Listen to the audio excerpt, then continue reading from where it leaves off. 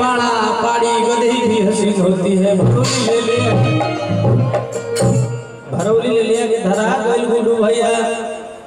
का कहीं गए चलो बदल जा छोटी सी उम्र बाद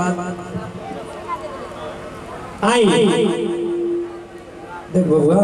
अरे किस्सा नहीं जिए मरे के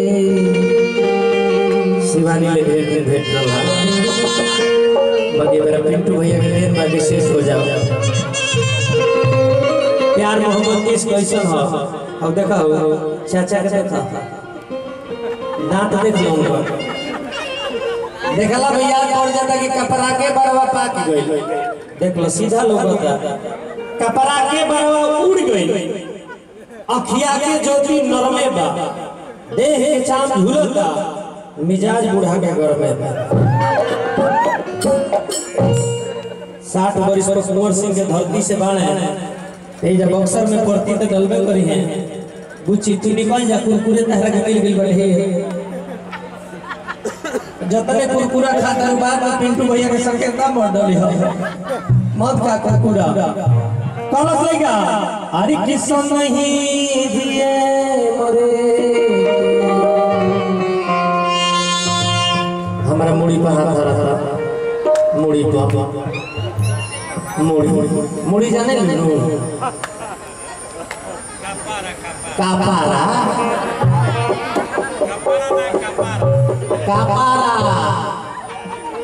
चौड़िया जाना बियाह छोट जब बच्चा होई हो तो माई तेल धरी से बार ना रहेला माई जब तेल धरे लगे ह समौसी आजी चाचा धरी ह तेल पे धीरे-धीरे बबुआ के बार जामे लगेला आ जब बियाह होला सुहाग रात के दिन जब कपार पर तेल धराई तो ही दिन बिहान का बबुआ शैम्पू लगाई तो एगो बार बार तेल लगे धीरे उल्टा क्योंकि वास्तव में चाचा शुरुआत होला बियाह के बाद कतनो मुठिया पार रही कतनो पटुआ नहीं रगड़ले रहब धीरे-धीरे तो उड़िए जाई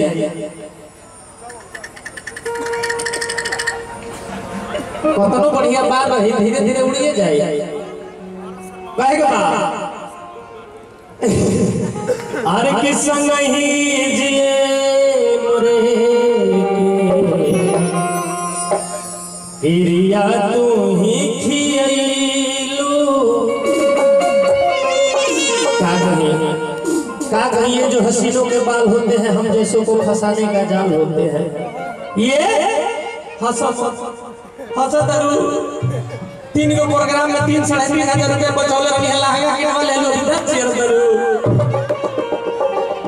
ए बड़ा अरे किस्सा नहीं जिए मरे के माने काहे के तेरे बोझल रो तारा ते आदि के लइका भइल बा हिरिया तू ही खियलू आ हमरे रहू पराजा दूसरा के काहे भइलू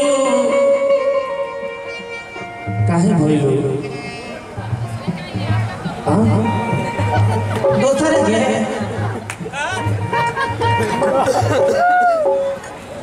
कि आज बात हमारा भइल एहसास हो हम 250 रुपया पहनते नहीं 850 रुपया मीटर पहनत हुई आज भइल गइल हमरा एहसास हो हमरो से मिलल खास हो ए जानू कई दिहल जिंदगी बर्बाद हो संग ही जिए मरे के हिरिया तू ही खियलू हमरे रहू पराजा दूसरा के काहे भइलू आज होई गइल हमरा एहसास हो हमरो से मिलल खास हो ए अनु बात हमरा से झकास हो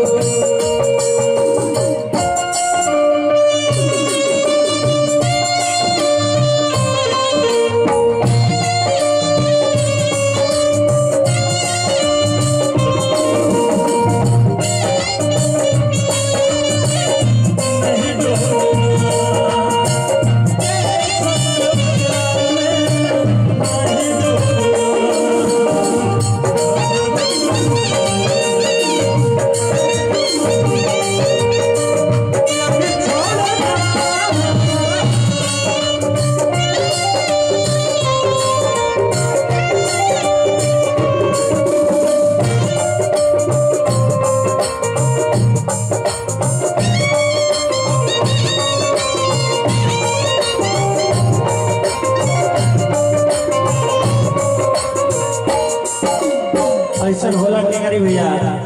एक से एक जगह बा तारा दिमाग भरौली चली गई बा का कही बाबू तूरे वाला दूनो महा दिलिया कसम हो सफरल हर कैसे भला बोलो ए सनम हो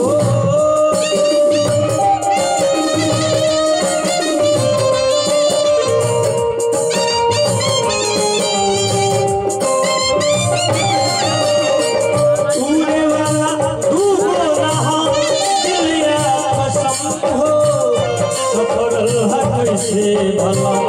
बोलो ये सुनो हो हमारे तो रही के दूसरा की भाई तू आगे बोलो कर रोज खाइयो बतिया बुझ गई हम का कहिए बिगड़ भैया घाही के गई हो नजरिया मिला के गाड़ी को गई हो नजरिया मिला ऐसा बुझाला हमारा ऐसा बुझाला घूमो फिर पागल का कही पिंटू भैया कहने को ले एक बार भीतर मत डूब गया तो सरो के बोलने के बाद